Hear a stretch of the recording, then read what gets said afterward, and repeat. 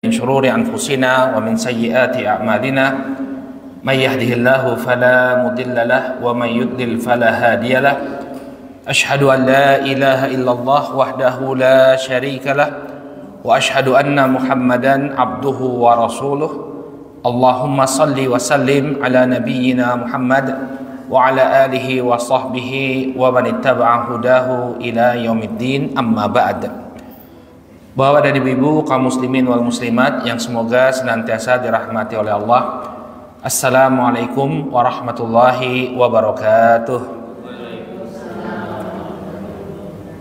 Alhamdulillah, puji dan syukur tak henti-hentinya kita panjatkan kepada Allah Subhanahu wa taala atas segala nikmat yang telah Allah Subhanahu wa taala anugerahkan kepada kita semua, terutama nikmat taufik dan hidayahnya, sehingga di pagi yang cerah ini kita bisa berkumpul di masjid ini untuk menuntut ilmu agama. Mudah-mudahan Allah Subhanahu wa taala jadikan ini wasilah atau perantaraan kita untuk mendapatkan surga Allah Subhanahu wa taala.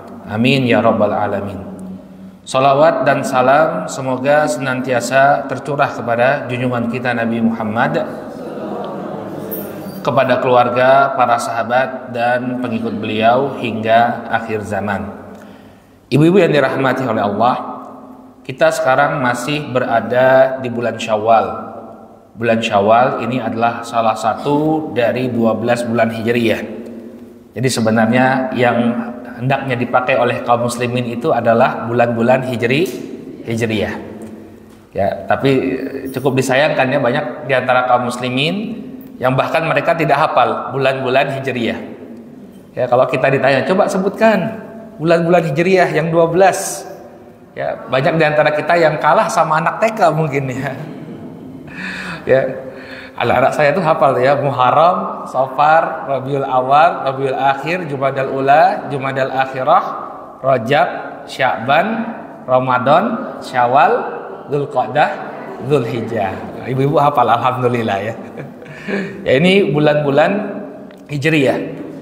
Nah, di antara bulan Hijriah ini ada bulan Syawal yang sekarang kita masih berada di dalamnya, walaupun sudah di penghujung ya, Nah, ini sebenarnya cukup menarik ya untuk mengkaji apa sih sebenarnya kekhususan atau spesialnya bulan-bulan Hijriah, karena setiap bulan Hijriah itu ada yang spesial.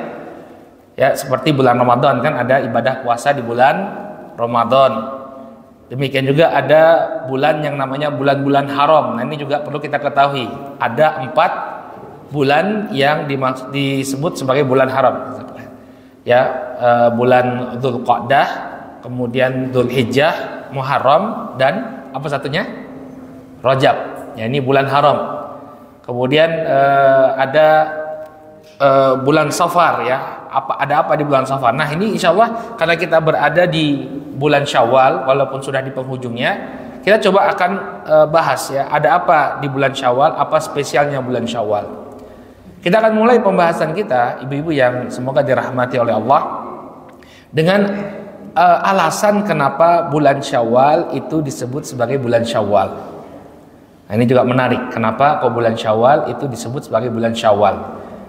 Para ulama menyebutkan sejarahnya, bulan Syawal kenapa disebut sebagai bulan Syawal.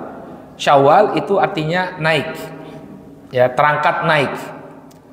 Nah, disebutkan oleh para ulama bahwa di bulan Syawal, kan karena bulan ini dipakai oleh orang-orang Arab, jadi di bulan Syawal itu ekor-ekor unta betina itu pada naik.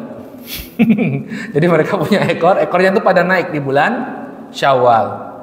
Nah, sebagian mengatakan itu tanda bahwa mereka minta untuk dibuahi oleh pejantan. Nah, jadi itu menggoda gitu ya. Jadi dia menunjukkan suburnya mereka, kemudian minta dibuahi oleh pejantannya. Sebagian lagi mengatakan ekornya naik itu bukan karena dia minta dibuahi, tapi ekornya naik itu untuk menunjukkan bahwa susunya itu dalam keadaan kritis. Ya, benar-benar berkurang atau tidak ada sama sekali di bulan Syawal. Nah, ini kondisi yang didapati oleh orang-orang Arab sehingga mereka menamakan bulan ini sebagai bulan Syawal. Itu background kenapa bulan Syawal disebut sebagai bulan Syawal. Nah, apa yang spesial dari bulan Syawal ini? Ya, ada beberapa hal yang spesial ya dari bulan Syawal ini. Yang pertama, bahwa bulan Syawal ini pada hakikatnya merupakan pembuktian apakah ibadah kita di bulan Ramadan itu diterima oleh Allah Subhanahu wa taala ataukah tidak. Jadi begini ibu-ibu yang dirahmati oleh Allah, para ulama menyebutkan beberapa tanda diterimanya amalan oleh Allah Subhanahu wa taala. Ini juga menarik sebenarnya untuk kita angkat ya, tanda-tanda amalan itu diterima oleh Allah. Di antaranya kehidupan kita tuh menjadi semakin lebih baik. Rezeki yang halal itu semakin mudah untuk didapatkan. Ini salah satu tanda loh, tanda amalan kita itu diterima oleh Allah. Allah itu mengatakan dalam Al-Quran, man amila sholihan min dzakarin aw untha wa huwa mu'min falanuhyiyannahu hayatan thayyibah wa lanajziyannahum ajrahum bi ahsani ma kanu ya'malun. Kata Allah Subhanahu wa taala, barang siapa yang beramal soleh, baik dia laki-laki maupun wanita, dalam keadaan beriman, maka kami akan anugerahkan kepadanya kehidupan yang baik. Kemudian kami balas pahala mereka dengan sesuatu yang lebih baik daripada apa yang mereka amalkan.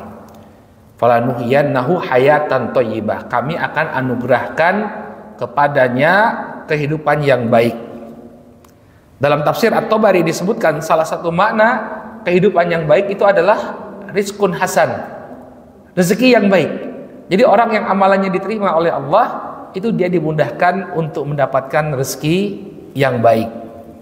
Ya, dia dimudahkan untuk mendapatkan rezeki yang baik. Nah, ini senada dengan apa yang Allah Subhanahu wa taala firmankan dalam surat At-Talaq ayat yang ketiga. Wa man yattaqillaha yaj'al lahu makhraja wa yarzuqhu min haitsu la yahtasib. Barang siapa yang bertakwa kepada Allah Subhanahu wa taala, maka Allah Subhanahu wa taala akan berikan jalan keluar kepadanya. Jadi kalau kita itu semakin bertakwa kepada Allah, lalu kita menghadapi satu masalah, Allah akan berikan jalan keluar. Wa yarzuqhu min haitsu la yahtasib. Dan Allah anugerahkan rezeki kepada dia dari arah yang tidak dia sangka. Ini kata para ulama, tanda amal itu diterima oleh Allah, dia dimudahkan untuk mendapatkan rezeki. Dan ingat ya, rezeki itu bukan hanya dalam bentuk uang, dalam bentuk harta. Rezeki itu datang dalam banyak format. Ya, kita dapat kita diberi kesehatan oleh Allah, anak-anak tumbuh sehat, anak-anak tumbuh menjadi anak-anak yang soleh dan solehah. Ya, kita hidup tenang di rumah kita tanpa ada gangguan, itu semua rezeki. Nah, ini salah satu tanda amalan itu diterima.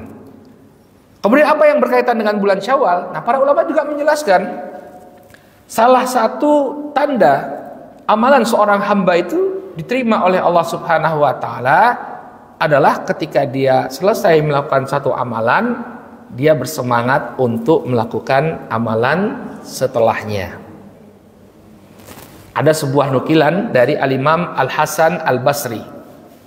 Al-Imam Al-Hasan Al-Basri rahimahullahu ta'ala, beliau mengatakan, inna min jazail hasanah al-hasanatu ba'daha. Sesungguhnya termasuk balasan dari satu amalan kebaikan adalah kebaikan setelahnya. Wa min uqubati sayyi'ah as-sayyi'atu ba'daha. Dan termasuk hukuman bagi suatu amalan keburukan adalah keburukan setelahnya.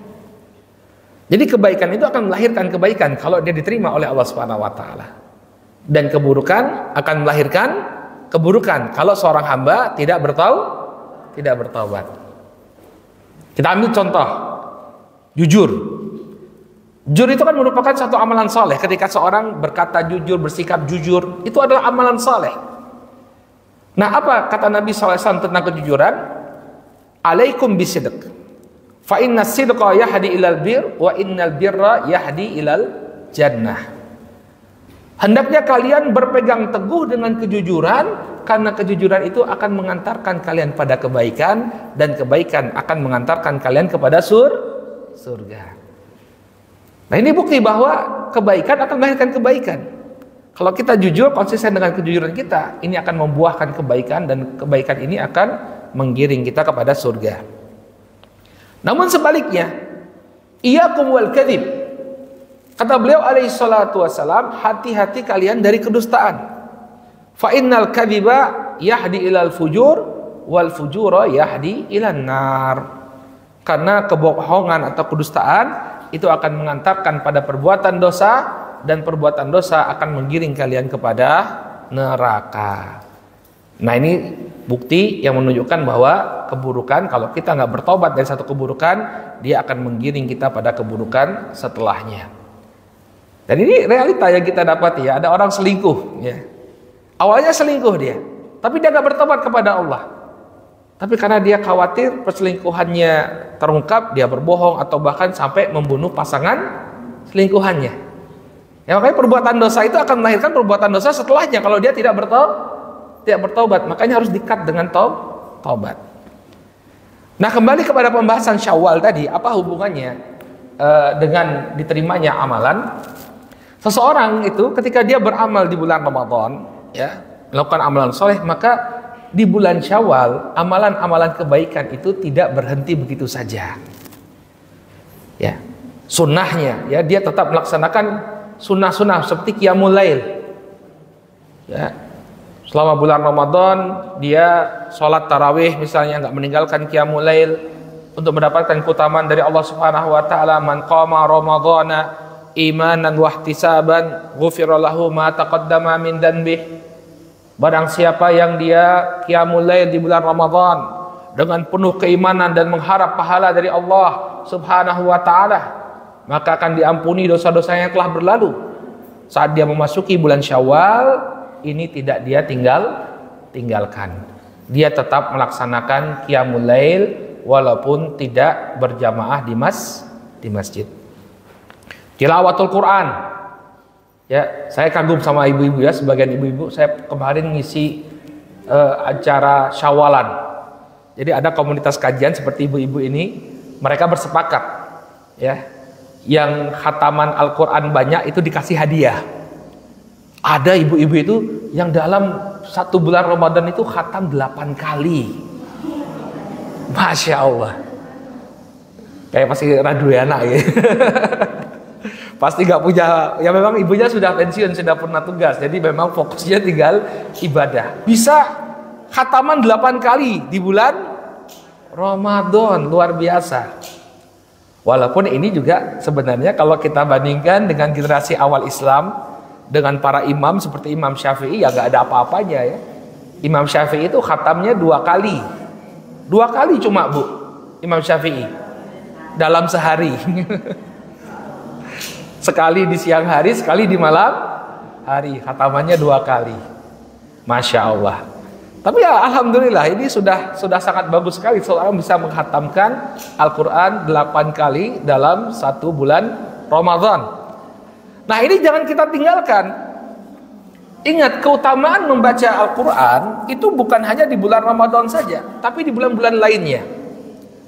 Jadi saat Nabi SAW mengatakan, man qara'a harfan min kitabillah falahu hasanah wal hasanatu bi asyri amsalihha, ya. Barang siapa yang membaca kitabullah, 1 huruf dari kitabullah, maka dia mendapatkan 1 pahala kebaikan, dan 1 pahala kebaikan dilipat gandakan menjadi 10 kebaikan. Kemudian aku tidak mengatakan wala aqulu alif lam min harf walakin alifun harf lamun harf mimun harf. Aku tidak katakan alif lam mim itu 1 huruf, tapi alif itu 1 huruf, lam itu 1 huruf, mim itu 1 huruf. Jadi setiap kita membaca alif lam mim, kita mendapatkan 30 pahala kebaikan. Ini bukan hanya berlaku di bulan Ramadan, tapi berlaku pada setiap bulan. Makanya orang yang dia tetap konsisten membaca Al-Quran di luar bulan Ramadan, ini mudah-mudahan tanda bahwa amalannya diterima. Demikian juga puasa. Nah, ini puasa. Di bulan Syawal kita disunahkan untuk berpuasa 6 hari. Udah pada selesai belum ini? Ustadz, banyak halal bihalal Ustadz. Ya, ada halal bihalal komunitas pengajian, ada halal bihalal RT RW, ada halal bihalal kantor, ada halal bihalal terah. Apalagi nek duwe sedulur oke. Kalau punya banyak saudara itu kumpul terahnya juga banyak ya. Sana sini Magelang, Klaten, Jogjanya ada berapa terah itu ya. Tapi tidak apa-apa ibu-ibu ya. Itu kesempatan untuk menyambung silaturahim. Ya, man yasurruhu an yunsa'a fi rizqihi. Kata Nabi Shallallahu Alaihi Wasallam, barang siapa yang ingin rezekinya diluaskan dan usianya diperpanjang, maka hendaknya dia menyambung silaturahim, yang menyambung hubungan kekerabatan. Nah, kita setelah itu selesai, hendaknya kita bersegera untuk puasa Syawal. Kenapa? Dalam sebuah hadis yang diriwayatkan oleh Imam Muslim dari sahabat Abu Ayyub Al-Ansari radhiyallahu taala anhu, Nabi sallallahu alaihi wasallam bersabda, "Man shoma Ramadan tsumma atba'ahu sittan min Syawal kana kasyami dahr."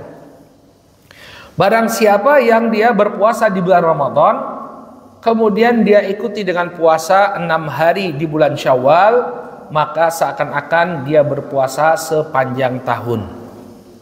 Masya Allah. Ya, jadi kalau kita ingin mendapatkan pahala puasa sepanjang tahun, maka setelah bulan Ramadan kita ikuti dengan puasa di bulan Syawal sebanyak 6 hari. Nah, bagaimana penjelasannya? Kenapa kok Nabi Shallallahu Alaihi Wasallam itu menyebutkan bahwa dia akan mendapatkan pahala 10 mendapatkan pahala puasa 1 tahun. Jadi perhitungannya seperti ini. Bulan Ramadan itu kan kita berpuasa satu bulan. Wal hasanatu bi asyri amsalihha. Yang namanya kebaikan itu dilipat gandakan 10 kali lipat. Berarti puasa Ramadan kita yang dilakukan selama 1 bulan itu bernilai 10 bulan. Kenapa? Karena dikali 10. Demikian yang dijelaskan oleh Al-Khatib Asy-Syirbini rahimahullah. Jadi cara menghitungnya itu bulan Ramadan dikali 10. Kemudian 6 hari di bulan Syawal itu dikali 10 juga. Sehingga puasa 6 hari di bulan Syawal itu setara dengan 60 hari atau 2 bulan. Maka puasa Ramadannya itu bernilai 10 bulan ditambah dengan 2 bulan dari pahala puasa Syawal, genaplah 12 bulan. Berarti 1 tahun. Nah, itu dia cara perhitungannya. Kenapa Nabi Shallallahu Alaihi Wasallam menyebutkan barang siapa yang berpuasa di bulan Ramadan lalu diikuti dengan puasa 6 hari di bulan Syawal, maka dia akan mendapatkan pahala puasa sepanjang tahun. Nah, karena keutamaannya yang sangat luar biasa ini, ya ibu-ibu yang dirahmati oleh Allah, maka jangan kita abaikan begitu saja. Ini kita masih berapa lagi sisanya di bulan Syawal? Ini kira-kira 1 pekan lagi ya. Kalau nggak salah, berapa Bu? Tanggal 28 April itu, 29 April itu sudah masuk bulan Dzulqa'dah. Sekarang tanggal berapa? Tanggal 22 sekarang. Nah, berarti masih ada 6 hari. Kalau misalnya masih sempat untuk menyelesaikan Syawal, diselesaikan. Ya. Jadi sebenarnya itu kalau tidak ada acara terah-terah itu ya memang puasa ya, jangan ditunda-tunda. Hanya saja ada satu hal yang khusus bagi ibu-ibu. Nah, kalau masih punya hutang puasa, maka diqodho terlebih dahulu, baru puasa Syawal. Memang ada khilaf di kalangan para ulama, apakah boleh bagi wanita itu untuk berpuasa Syawal terlebih dahulu baru mengqadha, ataukah mereka harus mengqadha terlebih dahulu baru kemudian puasa Syawal. Namun pendapat yang lebih kuat insya Allah, yang ini dikuatkan oleh Fadilatul Syekh Muhammad bin Shalih Al-Utsaimin rahimahullah, bahwa hendaknya wanita itu menyelesaikan puasa qadhanya terlebih dahulu. Jadi kalau misalnya di bulan Ramadan dia datang bulan selama 6 hari, maka dia bayar dulu 6 hari, baru kemudian puasa Syawal. Kenapa? Karena hadisnya itu kan berbunyi man shoma Ramadan tsumma atba'ahu sittan min Syawal. Hadisnya berbunyi barang siapa yang berpuasa di bulan Ramadan kemudian mengikutinya dengan puasa 6 hari di bulan Syawal, berarti Ramadannya harus selesai dulu. Jadi diqodok dulu, baru kemudian dia tambahi ya puasa Syawal. maka dia akan mendapatkan keutamaan yang disebutkan oleh Nabi Shallallahu Alaihi Wasallam, seakan-akan dia berpuasa sepanjang tahun. Jadi ibu-ibu, kalau sudah selesai puasa qadoknya, lanjutkan dengan puasa Syawal. Ini pas, ini masih ada 6 hari. Nah, kalau toh misalnya kita sudah berupaya untuk puasa Syawal, tapi ternyata Syawal sudah selesai, masih ada beberapa hari yang belum kita yang tertinggal, misalnya puasa Syawalnya baru 4 hari, maka nggak apa-apa, dia lanjutkan di puasanya di bulan Dzulqa'dah. Jadi dia mengqadha puasa Syawal yang belum bisa dia laksanakan. Misalnya ibu-ibu datang bulannya itu cukup panjang misalnya, sehingga harus nyicil dulu kan, puasa Ramadannya. Nah, ternyata masih tersisa 4 hari saja di bulan Syawal, maka nggak apa-apa ibu, di 4 harinya itu puasa di bulan Syawal, yang 2 hari lagi puasanya di bulan Dzulqa'dah. Kenapa? Karena ada uzur. Jadi mengqadha ibadah sunnah itu diperbolehkan. Ya, Nabi Shallallahu Alaihi Wasallam saat beliau tidak bisa misalnya melaksanakan sholat qiyamul lail, beliau qadha di pagi hari. Demikian juga ketika beliau tidak bisa melaksanakan sholat sunnah ba'da zuhur, beliau qadha. Kadang qadhanya setelah sholat asar. Berarti ibadah yang tertinggal karena adanya suatu uzur itu boleh untuk diqadha. Niatnya tetap puasa Syawal tapi diqadha. Ya. Jadi ini yang pertama, hal yang spesial dari bulan Syawal, bahwa bulan Syawal ini merupakan pembuktian apakah ibadah kita di bulan Ramadan itu diterima oleh Allah Subhanahu wa taala, sehingga di sana disyariatkan untuk puasa sunnah 6 hari di bulan Syawal. Nah, hendaknya kita bersemangat karena yang namanya seorang muslim itu dia harus selalu sibuk dengan kebaikan.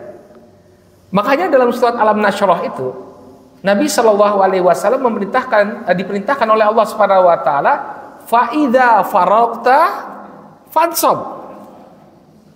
Ya, apa artinya fa idza faragta fansab? Fa idza faragta artinya setelah engkau selesai ya dari kesibukanmu melakukan satu amalan kebaikan, segera berpaling, sibukkan kembali dirimu, bersusah-susahlah dalam beramal setelah itu. Jadi hidup kita tuh selalu sibuk dengan amalan kebaikan. Sampai kapan? Kapan kita pensiun dari amalan? Setelah datangnya kematian. Wa'bud rabbaka hatta ya'tiyakal yaqin. Dan beribadahlah kepada Rabbmu sampai datangnya kematian. Itulah pensiunnya kita sebenarnya dari amalan soleh. Ya, jadi setiap kali ada peluang kebaikan kita lakukan. Nanti di bulan Dzulhijjah, di 10 hari pertama bulan Dzulhijjah juga kita diperintahkan untuk memperbanyak amalan soleh. Tanggal 9 Dzulhijjah diperintahkan untuk puasa Arafah. Ini semua jangan ditinggalkan ibu-ibu. Wa'bud rabbaka hatta ya'tiyakal yakin. Beribadahlah engkau kepada Rabbmu sampai datangnya kematian. Ini hal yang pertama yang spesial dari bulan Syawal.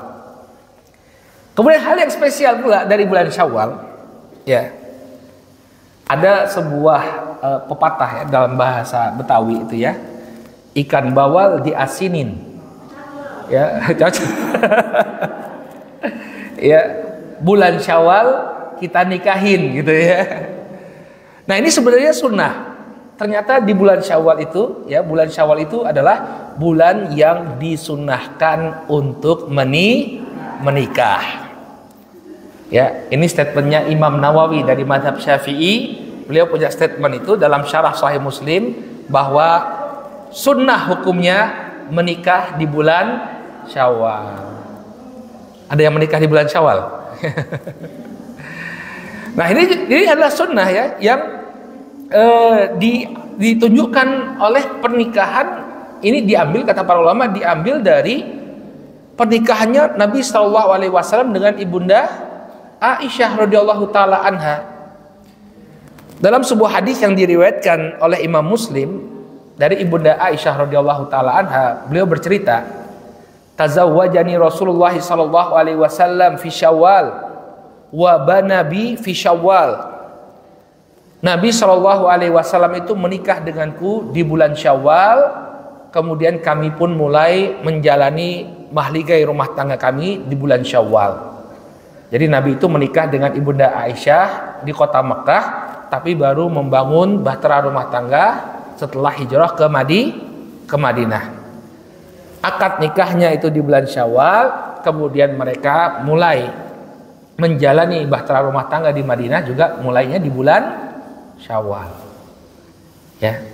Jadi ini contoh dari Nabi alaihi salatu wasallam. Nah, Al-Imam An-Nawawi sebagaimana yang tadi kita singgung, ya, beliau mengatakan fihi istihbabu at-tazwij wat-tazawuji wad-dukhuli fi Syawal. Hadis ini menunjukkan, ya, disunahkannya menikah atau menikahkan atau ad-dukhul, jadi mulai menggauli istri itu di bulan Syawal. Ini statement dari Imam An-Nawawi, beliau yang mengatakan kalau menikahkan dan mulai menjalin hubungan suami istri itu disunahkan di bulan Syawal. Wa qad nassa ashabuna ala istihbabihi. Maka ini adalah statement dari ulama madhab kami, yakni madhab Syafi'i. Nah, Indonesia kan madhabnya kebanyakan apa? Syafi'i. Makanya ibu-ibu kan banyak dapat undangan bulan Syawal, ya enggak? Ya. Tapi kadang-kadang ini ada yang menikah tapi harinya bukan hari libur lah, susah juga ini kita mau hadir ya. Kadang-kadang di sebagian tempat itu nikahnya enggak di hari libur ya. Hari Kamis, ya, buat nikah hari Kamis gitu ya, malam Jumat. Malam pertamanya malam Jumat ini ya. Masya Allah. Jadi ini satu pelajaran yang penting di bulan Syawal. Ternyata sunnah menikah di bulan Syawal, ya. Jadi kalau orang itu maksudnya dia adalah apa sunnah, artinya ketika seseorang itu menyengaja menikah di bulan Syawal, ya, karena mengikuti tuntunan Nabi SAW, maka dia dapat pahala. Dia dapat pahala. Ya, istihbab kata Al-Imam An-Nawawi rahimahullah, hukumnya mustahab, disunnahkan untuk menikah di bulan Syawal, ya. Apalagi pernikahan di bulan Syawal itu lebih menguntungkan secara ekonomis. Kenapa? Karena di negeri kita di bulan Syawal itu adalah acara kumpul keluarga. Jadi nggak perlu bolak-balik. Mereka pulang mudik sekalian menghadiri pernikahan keluarga mereka. Jadi juga satu strategi bagaimana untuk tidak membebani para tamu. Ya udah nikahnya bulan Syawal, sekalian mudik sekalian menghadiri acara pernikahan. Kemudian ibu-ibu yang dirahmati oleh Allah, ternyata dari pernikahan Nabi di bulan Syawal itu bukan hanya kita bisa dapatkan hikmah disunahkannya menikah di bulan Syawal, tapi juga ada pelajaran tauhidnya. Jadi ketika Nabi SAW menikah di bulan Syawal ini ada pelajaran tauhid yang bisa kita ambil. Apa itu Ustaz pelajaran tauhid yang bisa kita ambil? Dahulu ya masyarakat jahiliyah menganggap bahwa pernikahan yang terjadi di bulan Syawal ini akan membawa kesialan. Jadi mereka tidak mau menikah di bulan Syawal. Kenapa? Karena mereka punya tatayur. Ya, mereka tatayur itu anggapan sial. Kalau orang itu menikah di bulan Syawal, maka pernikahannya akan dilanda berbagai macam ujian. Padahal nggak nikah di bulan Syawal pun ujian banyak ya Bu ya. Tapi mereka mengira kalau nikahnya itu di bulan Syawal banyak kesialan yang akan didapatkan. Makanya Nabi Shallallahu Alaihi Wasallam menikah di bulan Syawal, salah satu tujuannya adalah untuk ya menunjukkan bahwa pemahaman jahiliyah itu keliru. Tidak ada yang terjadi di bulan Syawal, tidak ada keburukan yang terjadi saat menikah di bulan Syawal. Al-Imam An-Nawawi rahimahullah dalam syarah beliau terhadap Sahih Muslim, beliau mengatakan, "Wastadallu bihadzal hadits wa qasadat Aisyatu bihadzal kalam radda ma kanat al-jahiliyah alaih wa ma yatakhayyaluhu ba'dul awam al-yaum min karahati tazwij wa tazawwuj wa dukhul fi Syawal. Para ulama berdalilkan dengan hadis ini, dengan hadis pernikahan Nabi dan Aisyah di bulan Syawal, ya, sebagai bantahan terhadap apa yang diyakini oleh masyarakat jahiliyah dan yang dipahami pula oleh sebagian orang-orang awam, orang-orang yang nggak punya ilmu agama. Jadi ini pun masih terdapat di zamannya Imam Nawawi, masih ada orang yang menganggap nikah di bulan Syawal itu akan membawa kesialan. Mereka membenci untuk menikahkan anak-anak mereka di bulan Syawal. Wa hadza batilun la aslalahu. Maka keyakinan yang seperti ini adalah kebatilan yang tidak ada dasarnya sama sekali. Apa dasarnya bulan Syawal itu dijadikan sebagai bulan yang sial untuk menikah? Ya, Anda mengada-ada. Nggak ada satupun landasan mereka masyarakat jahiliyah saat mengatakan bulan Syawal adalah bulan yang tidak baik untuk menyelenggarakan pernikahan. Dan rata-rata memang seperti itu ya, khurafat-khurafat yang ada di tengah-tengah masyarakat itu rata-ratanya itu tidak punya landasan, tidak punya asal usul. Jadi cuma diadakan begitu saja, nggak ada dalilnya dari Quran, dari Sunnah, ya. Tapi mereka jadikan itu sebagai adat dan tradisi. Jangan menikah di bulan Syawal. Kalau di Indonesia, terutama di Jawa, jangan menikah di bulan Suro. Nah ini juga coba kita tanyakan, apa alasannya kok nggak boleh nikah di bulan Suro? Pasti orang nggak bisa jawab itu. Ini cuma tradisi turun temurun, ya nggak? Coba ibu ajak diskusi orang yang nggak boleh, misalnya ada yang kolot-kolot itu ya. Ketika kita akan menikahkan anak kita, ada sepuh yang bilang, ojo nikah di bulan Suro, nanti sial. Coba tanyakan, kenapa Pak? Nggak bisa jawab dia. Karena itu kita warisi dari leluhur kita. Maka sama dengan bangsa Arab terdahulu, mereka ketika mengatakan nggak boleh nikah di bulan Syawal, nggak punya dasar sama sekali. Makanya tidak perlu diikuti. Wahwa min atharil jahiliyah. Ini merupakan bekas-bekas jahiliyah. Kalau bekas jahiliyahnya orang Arab itu nggak boleh nikah di bulan Syawal. Kalau bekas jahiliyahnya Nusantara nggak boleh nikah di bulan Suro atau di bulan Muharram. Maka ini harus diselisihi. Kita tunjukkan bahwa tidak apa-apa nikah di bulan Suro, di bulan Muharram. Nah kalau terjadi masalah di rumah tangga, kita katakan yang namanya masalah rumah tangga, Anda mau menikah di bulan Suro, bulan Syawal, bulan Ramadan, bulan Haji, yang namanya rumah tangga pasti punya masalah. Jangan salahkan bulan Suronya. Itu kan kebiasaan orang Indonesia itu suka nyalahin anaknya nangis, yang salah kodok gitu ya. Maka jangan salahkan bulan Suronya. Ini disebut oleh para ulama termasuk tatoyur. Apa itu tatoyur? Tatoyur itu menganggap sesuatu itu membawa sial. Ya, misalnya angka 13. Kalau orang-orang barat, angka 13 itu ya mereka takut dengan angka 13. Angka 13 itu serem. Makanya kadang-kadang kalau kita naik pesawat itu nggak ada kursi nomor 13. Dari 12 langsung loncat ke 14. Nggak ada kursi 13. Itu orang barat, mereka menganggap 13 itu sial. Kalau budaya Tionghoa itu yang sial itu angka 4. Coba lihat di mall aja, di mall ya. Mereka bikin ada anti G, sehingga angka 4 tuh nggak ada. Saya pernah ke apartemen itu juga kan lantainya sampai 28. Ya, apartemen di Surabaya itu di pencetannya itu yang nggak ada itu angka 4, kemudian angka 13, angka 14 dan angka 24. Kenapa? Karena dalam bahasa mereka angka 4 itu kan dalam bahasa Hokkien itu jit ni sam si. Si, angka 4 itu si kata mereka. Si itu artinya kematian. Makanya mereka menolak untuk menyebut si kematian. Makanya angka 4 itu tidak disebutkan di dalam di lift itu. Karena itu membawa sial menurut mereka.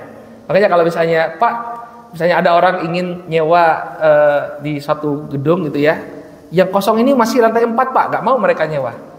Kenapa? Mereka menghindari angka 4 karena angka 4 itu membawa sial. Nah kalau orang Islam, maksudnya kaum muslimin, ya itu tadi menganggap bulan Syura tadi bulan sial, nggak boleh menikahkan anak.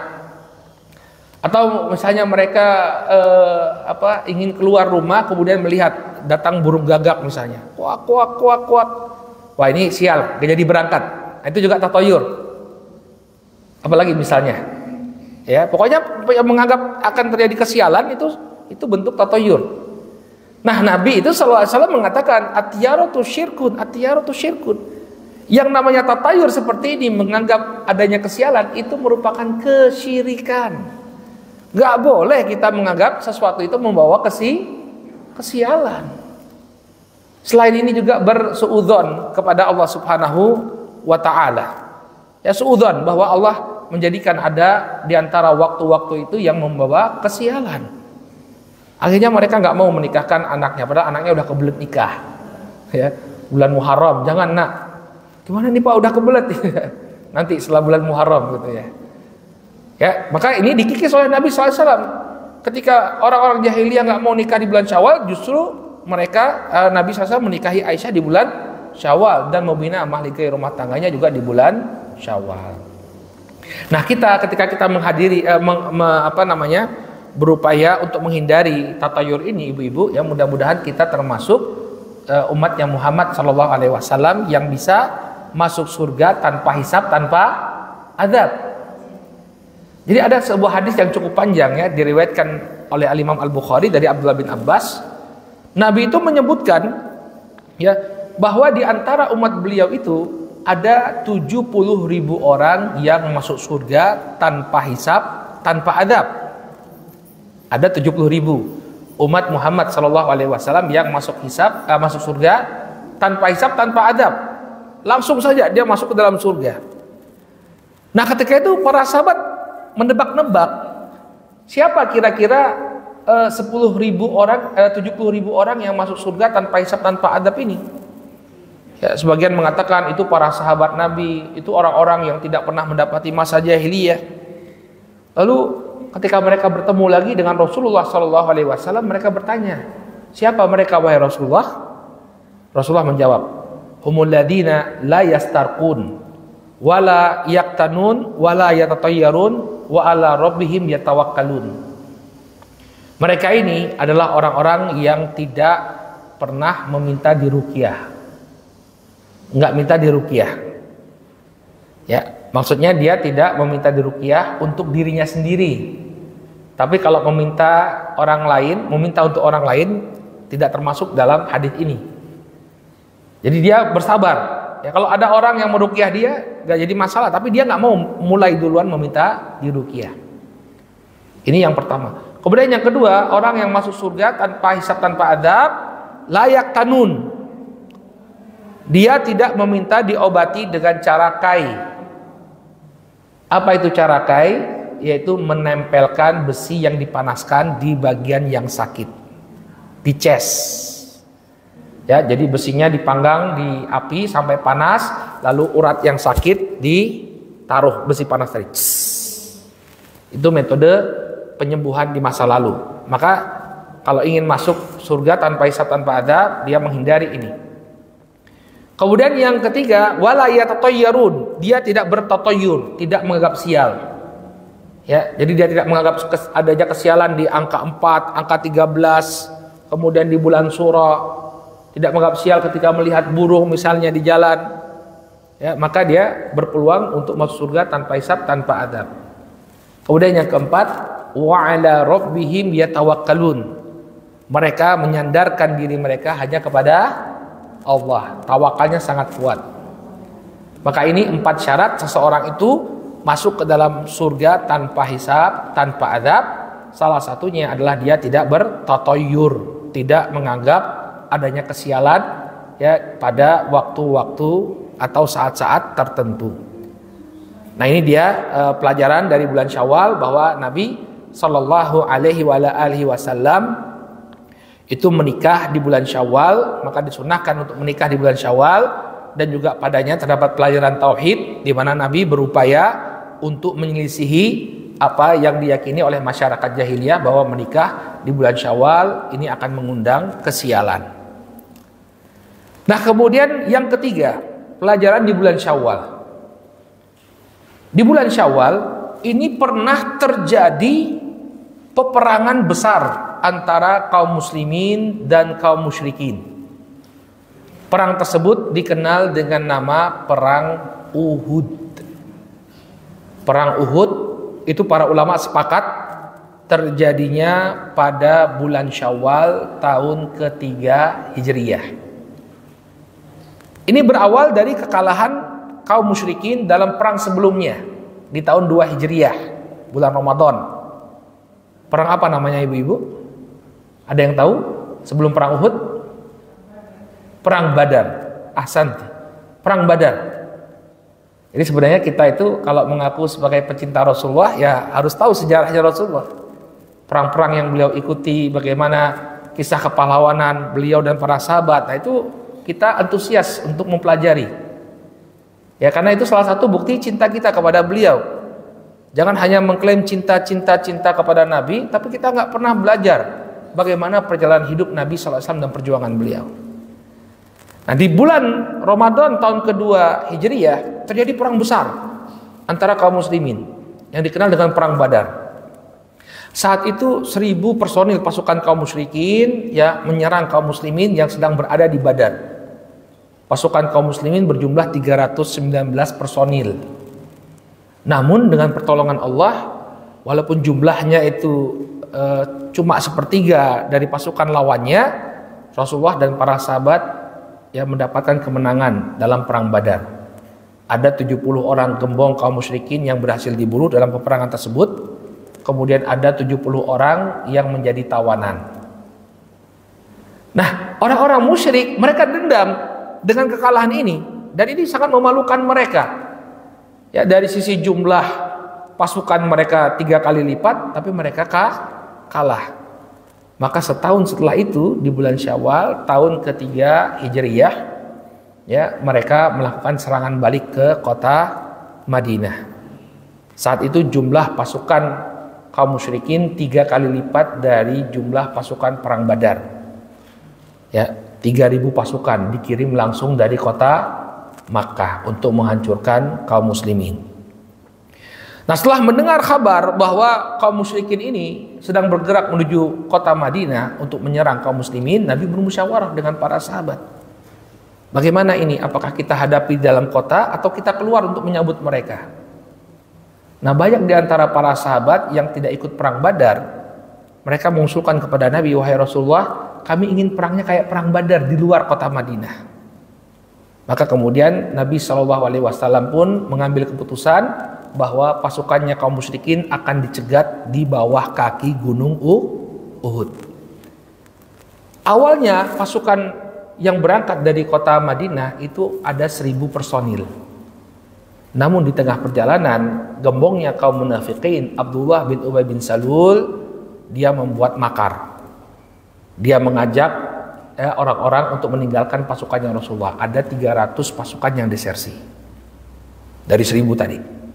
Ya. Sehingga jumlah pasukan Rasulullah otomatis berkurang menjadi hanya 700. Nah, kemudian Nabi SAW mulai mengatur strategi, ibu-ibu yang dirahmati oleh Allah, bagaimana caranya agar jumlah yang 700 ini bisa menang dalam melawan kaum musyrikin. Jadi ini kita gambarkan. Ya, biasanya kalau yang umroh itu dijelasin ya sama mutawifnya ya. Ya mudah-mudahan yang belum berangkat umroh bisa berangkat umroh, yang sudah berangkat bisa berangkat lagi. Ya. Jadi Nabi SAW melakukan strategi pencegatan. Jadi ini misalnya Gunung Uhud.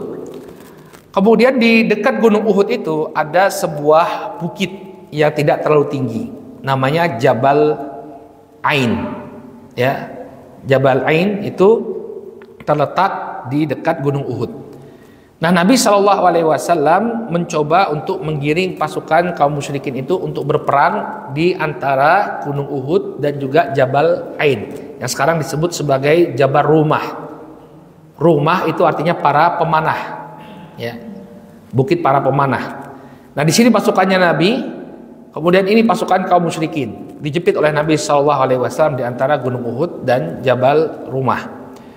Kemudian di sini di bukit ini diletakkan 50 pemanah. 50 pemanah. Tujuannya agar apa? Agar kaum musyrikin itu nggak bisa melakukan serangan dari belakang. Jadi kalau mereka ingin membopong dari belakang, melakukan serangan dari belakang, pemanah-pemanah ini siap untuk mencegat. Ya, jadi nggak bisa. Perangnya mau tidak mau harus di sini. Kemudian Nabi SAW mengatakan kepada 50 orang pemanah ini, pemimpinnya adalah Abdullah bin Jubair.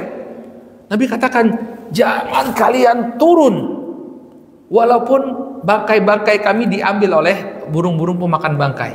Artinya sebelum ada order, ada instruksi dari Rasulullah, jangan turun dari bukit pemanah. Nah ternyata terjadi peperangan dan benar strategi Rasulullah berhasil. Kaum musyrikin kalah walaupun jumlah mereka jauh lebih besar karena dipaksa untuk berperang di daerah yang relatif sempit. Akhirnya apa? Pasukan kaum musyrikin mundur. Nah pasukan pemanah itu merasa bahwa kaum muslimin sudah menang. Apalagi melihat ghanimah ya, rampasan perang yang ditinggalkan oleh kaum musyrikin. Akhirnya mereka tergoda. Turunlah para pemanah tadi dari bukit walaupun belum ada instruksi dari Rasulullah Shallallahu Alaihi Wasallam. Turun mereka. Nah, ketika melihat bukit pemanah ini sudah kosong, ya Khalid bin Al-Walid ini ketika itu dia masih musyrik, belum masuk Islam. Dia melihat ada peluang ini untuk memukul kaum muslimin dari belakang. Maka dengan pasukan berkudanya Khalid ya jalan ya memacu kuda-kuda mereka dari belakang, kemudian melakukan serangan kepada kaum muslimin dari arah belakang. Nah, pasukan kaum muslimin kebingungan, mereka lagi sedang mengejar pasukan musyrikin yang kabur. Tiba-tiba di belakang diserang oleh pasukannya Khalid bin Walid.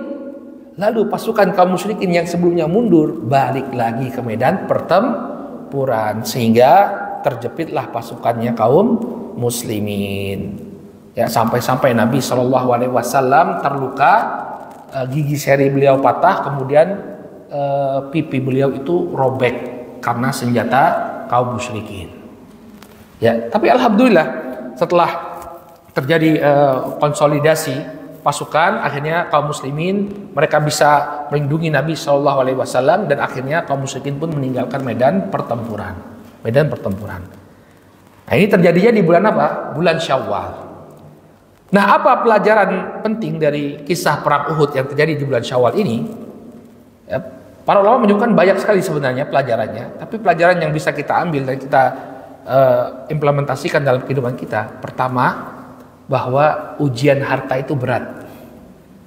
Godaan harta itu berat. Ini para sahabat Nabi ya yang ditarbiyah oleh Nabi SAW ketika melihat ghanimah itu tersebar ya, maka mereka pun berduyun-duyun untuk mengambil ghanimah tersebut. Maka hati-hatilah dengan fitnah harta. Ya, jangan sampai karena rakusnya kita, serakahnya kita terhadap harta, kita kemudian melanggar batasan-batasan Allah Subhanahu wa Ta'ala. Betapa banyak orang yang melanggar ya keharaman. Sudah tahu ini haram, tapi dia tetap ya mengambil harta tersebut karena cintanya tadi kepada harta. Wa tuhibbunal mala hubban jamma, kata Allah.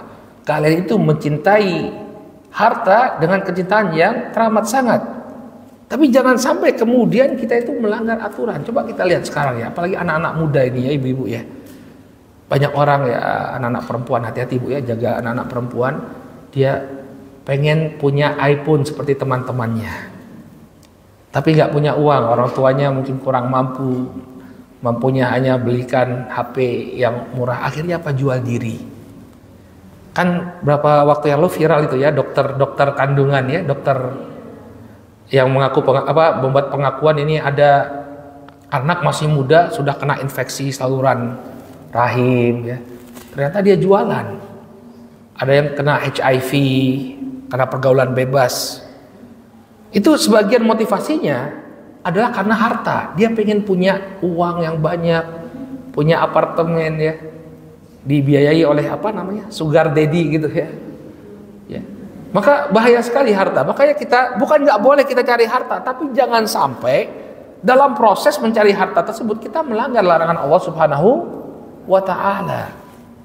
Inilah ujian kita dalam kehidupan. Nabi SAW mengatakan, Inna likulli ummatin fitnah wa fitnatu ummatil mal.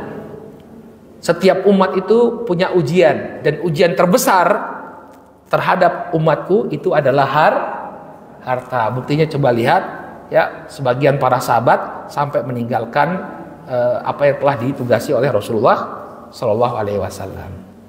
Ini pelajaran yang pertama. Kemudian pelajaran yang kedua, kita bisa tarik suatu kesimpulan.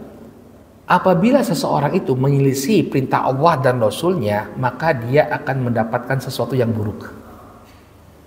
Kaum muslimin itu sudah berada di atas angin, walaupun jumlah mereka sedikit, tapi strategi Rasulullah terbukti efektif untuk mengalahkan kaum musyrikin. Tapi begitu ada yang menyelisih perintah Rasulullah Sallallahu Alaihi Wasallam, langsung berubah. Kemenangan yang di depan mata berubah menjadi kekalahan. Maka jangan kemudian kita menganggap remeh penyelisihan kita terhadap aturan Allah dan Rasulnya. Allah Subhanahu wa Ta'ala mengatakan, "Falyahdharil ladzina yukhalifuna an amrihi an tusibahum fitnah aw yusibahum adzabun alim."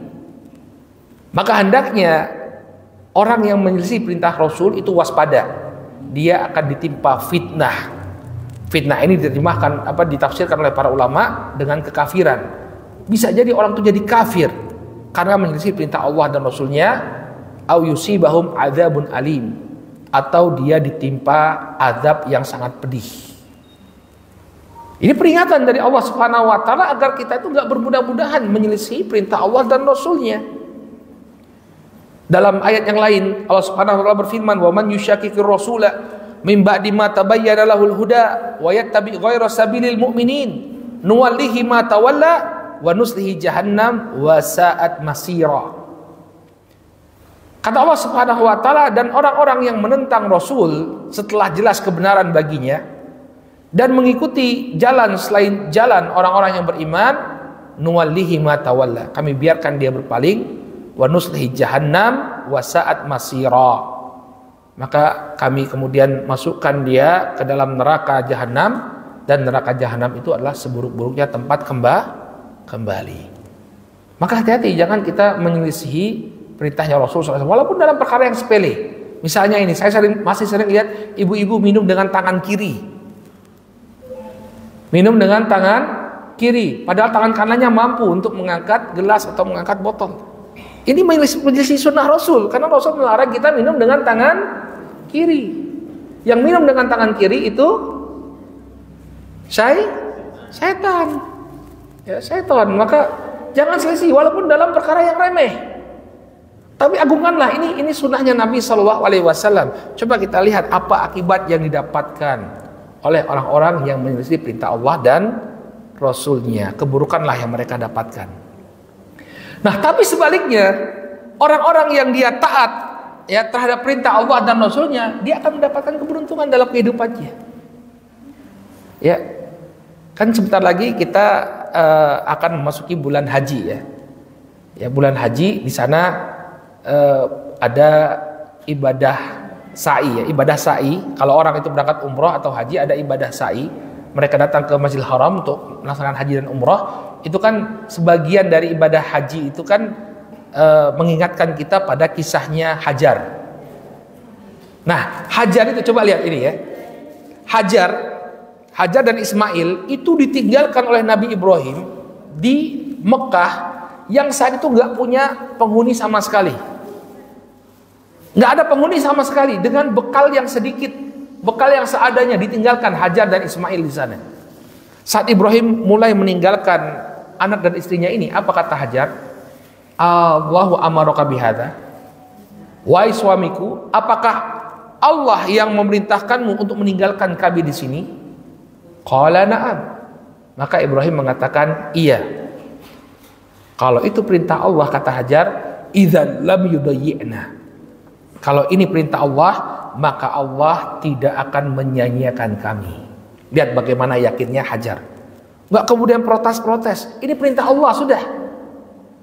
Maka Hajar ya sudah mengikuti perintah Allah Subhanahu wa taala. Apa yang terjadi? Muncul banyak sekali keberkahan. Adanya air Zam-Zam. Kemudian orang berduyun-duyun ke kota Makkah. Ini tidak lepas dari percayanya Hajar bahwa ketika mengikuti taat kepada perintah Allah Subhanahu wa taala, Allah tidak akan menyanyiakan kita. Kasus lain lagi, bagaimana orang yang taat kepada perintah Allah dan Rasulnya pasti dia akan mendapatkan kesuksesan. Kisahnya Abu Bakar As-Siddiq. Jadi ketika Rasul Shallallahu Alaihi Wasallam akan meninggal dunia, Nabi Shallallahu Alaihi Wasallam itu pernah memberikan instruksi kepada Usamah bin Zaid untuk membawa pasukan memerangi bangsa Romawi. Lalu qadarullah sebelum Usamah berangkat, Nabi meninggal. Abu Bakar naik menjadi khalifah. Saat itu orang-orang mengusulkan kepada Abu Bakar As-Siddiq, Abu Bakar, kita jangan kau kirimkan pasukannya Usamah. Kenapa? Karena sepeninggal Nabi banyak orang-orang Arab yang murtad. Kalau pasukan ini kau kirimkan keluar dari kota Madinah, maka ini akan membahayakan kota Madinah. Kota Madinah akan diserang oleh orang-orang yang murtad ini. Tapi Abu Bakar apa? Kata Abu Bakar, saya tidak mungkin menyelisih perintahnya Rasulullah. Sebelum Nabi SAW meninggal dunia, beliau berwasiat untuk apa? Mengirimkan pasukannya Usamah bin Zaid. Maka selama-lamanya saya tidak akan berkhianat terhadap perintahnya Rasulullah. Maka tetaplah dikirim pasukannya Usamah bin Zaid oleh Abu Bakar As-Siddiq. Lalu apa yang terjadi? Ternyata ibu-ibu yang dirahmati oleh Allah, begitu pasukannya Usamah bin Zaid ini jalan, orang-orang melihat ternyata pasca wafatnya Nabi Muhammad SAW, kekuatan kaum muslimin tetap kokoh. Mereka tetap punya pasukan, bahkan dikirimkan pasukannya. Akhirnya nggak ada yang berani nyerang kota Madinah. Takut mereka justru. Ternyata pasca wafatnya Nabi, kaum muslimin masih memiliki kekuatan yang sangat luar biasa. Nah, ini salah satu bukti bahwa ketika kita itu konsisten ya menjalani perintah Allah dan Rasulnya, kita akan mendapatkan kesuksesan, kita akan mendapatkan banyak kebaikan. Nah, mungkin ini saja 3 pelajaran penting dari bulan Syawal. Jadi ada apa dengan Syawal? Ya, yang pertama ada puasa sunnah bulan Syawal. Kemudian ada sunnah juga untuk melakukan ibadah pernikahan, dan juga ada pelajaran penting dari peperangan Rasul SAW, yakni perang Uhud yang terjadi di bulan Syawal. Wallahu taala a'lam. Mungkin ini yang bisa kita sampaikan dalam pengajian kita di pagi hari ini. Kemudian kalau ibu-ibu ada pertanyaan, kami persilahkan. Silakan Bu. Waalaikumsalam warahmatullahi wabarakatuh.